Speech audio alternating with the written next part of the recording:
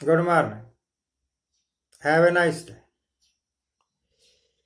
जिस वक्त हिंदुस्तान में कोरोना के मरीजों की संख्या लगभग 400-500 ही थी,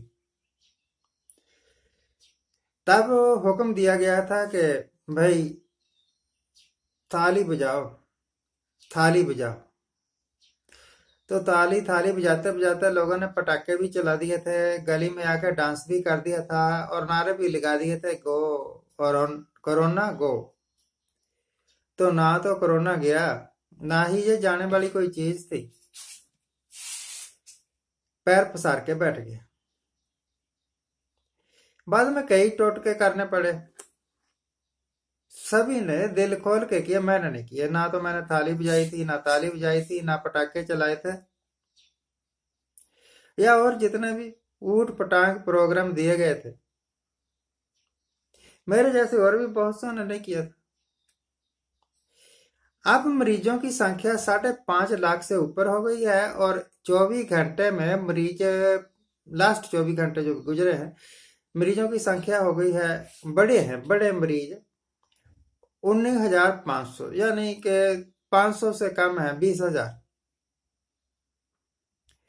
तो अब क्या बजाओगे भाई? मेरी तो सलाह ये है कि डीजे लगा लो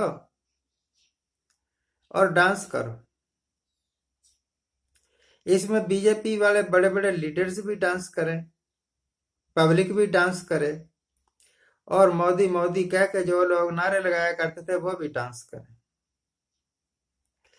तेरे इस शोशेबाजी के चक्कर में हिंदुस्तान का कितना नुकसान हुआ है अभी एस्टिमेट नहीं लगाया गया, पर इनको आदत है लाखों करोड़ों अरबों खरबों की बात करने की। तो सचमुच ही अरबों खरबों का नुकसान हो चुका है और हो रहा है और आगे होता रहेगा। मुझे इस नुकसान की कोई खास ज्यादा परवाह है नहीं।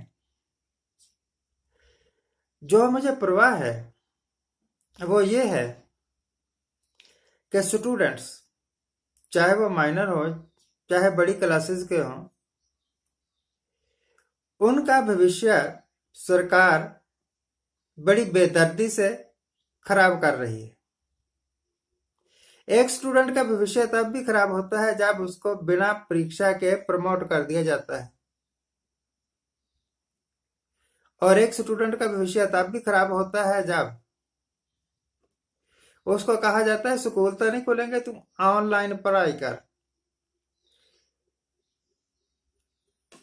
ऑनलाइन पढ़ाई एक नॉनसेंस बात है। जिस वक्त मैं पढ़ता था उस वक्त हमें 1 घंटे का पीरियड मिलता था और प्रोफेसर साहब आते थे, लेक्चर देते थे, और हमें लगता था कि वो अपनी बात पूरी नहीं कर सके हैं, हम पूरी तरह बात उनकी समझ नहीं सके हैं। तो फिर हफ्ते में 2 बार पीरियड लगा करता था 1.5 घंटे का, जिसको ट्यूटोरियल बोलते थे। फिर हम अपनी समस्या बताते थे, प्रोफेसर साहब ये नहीं समझ आया, ये कैसे हो गया, ये कैसे हो गया। तो फिर वो समझाया करते थे। अब टीचर ऑनलाइन मोबाइल फोन पर काम भेज देता है, बच्चे माँ बाप को कहते हैं मम्मी ये काम करवा दे, पापा ये काम करवा दे। मैं खुद कई बार अपने दोता दोती का काम करके भेजता हूं। ऑनलाइन पढ़ाई स्कूल की रेगुलर पढ़ाई से, कॉलेज या यूनिवर्सिटी की रेगुलर पढ़ाई से कभी भी उत्तम नहीं हो सकती। महीना का गुजर जाता है, सरकार कह देती है कि अभी स्कूल नहीं खुलेंगे, कॉलेज नहीं खुलेंगे। तो मुझे तो एक ही बात समझ आती है, आज के युग के प्राइम मिनिस्टर साहब खुद यूनिवर्सिटी में, खुद कॉलेज में गए नहीं, यूनिवर्सिटी की कॉलेज की पढ़ाई की इनको समझ नहीं। इसी करके ये चाहते हैं कि कोई भी बंदा, कोई भी यूनिवर्सिटी ही ना रहे, ना कोई भी कॉलेज ही ना रहे।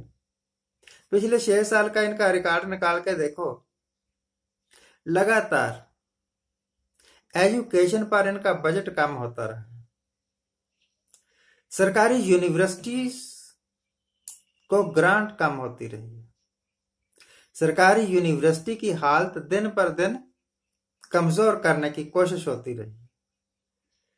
सरकारी यूनिवर्सिटीज इंस्टीट्यूशंस में प्रोफेसर्स, लेक्चरर्स की भर्ती तक नहीं कर सके ये लोग। टीचर्स की भर्ती तक नहीं, बहुत सारी, आप इंक्वायरी करके देखो तो बहुत सारी पोस्ट खाली पड़ी है। हाँ, बीजेपी के कार्यकर्ताओं की भर्ती कर ली, अपने वोटर्स की भर्ती कर ली। ये मेरी छोटी सी बात सी दिल का दर्द था जो मैंने आपको बताया कि ये सरकार प्रेजेंट एजुकेशन सिस्टम को बिल्कुल जीरो लेवल पर ले आने की कोशिश कर रही है। और दूसरी बात यह है कि 15-20 दिन पहले बड़ा शोर शराबा था कि यूपी और बिहार के भैये पैदल ही अपने घरों को जा रहे हैं। और मैं बार बार कहा करता था, जिन घरों में जा रहे हो, जिन गांवों में दौड़े हुए हो, वहां भी कोई आपके पक्के मकान नहीं है, बड़ी बड़ी कोठियां नहीं है, वहां भी छोटी मोटी झोपड़ी ही है। ऐसी झोपड़ी जहां पर ना आपको पूरा खाना मिलता है, ना वहां पर कोई रोजगार है, ना वहां पर कोई खेती बाड़ी है। इवन के जीवन की मूलभूत सुविधाएं जैसे सड़क है, जैसे पानी है, जैसे बिजली है, वो भी नहीं। ये दावे जितने मर्जी करते रहे, सब झूठे दावे हैं, चाहे कांग्रेस वाले करें चाहे बीजेपी वाले करें। रिमोट इलाके जो हैं हिंदुस्तान के, गांव के इलाके, बहुत सारे प्रदेशों में, इवन हिमाचल में भी, वहां पर ड्रिंकिंग वाटर नहीं पहुंचा, कई जगह सड़क नहीं पहुंची, कई जगह बिजली भी नहीं पहुंची। तो ध्यान तो इन चीजों में देना चाहिए। ध्यान देते हैं ये कि ट्रंप का स्वागत कैसे करना है, एक साल में विदेश यात्राएं कर करके पुराने प्राइम मिनिस्टर्स का रिकॉर्ड कैसे तोड़ना है। अरे रिकॉर्ड तोड़ना है तो वो करो ना। देखिए, नरसिम्हा राव प्राइम मिनिस्टर थे, उनके राज में doctor Manmohan Singh finance minister थे। उस वक्त पॉलिसी लागू की गई लिबरलाइजेशन की, और बड़ी सक्सेसफुली इस पॉलिसी ने काम किया। बाद में doctor Manmohan Singh prime minister बने, हालांकि हालात फेवरेबल नहीं थे।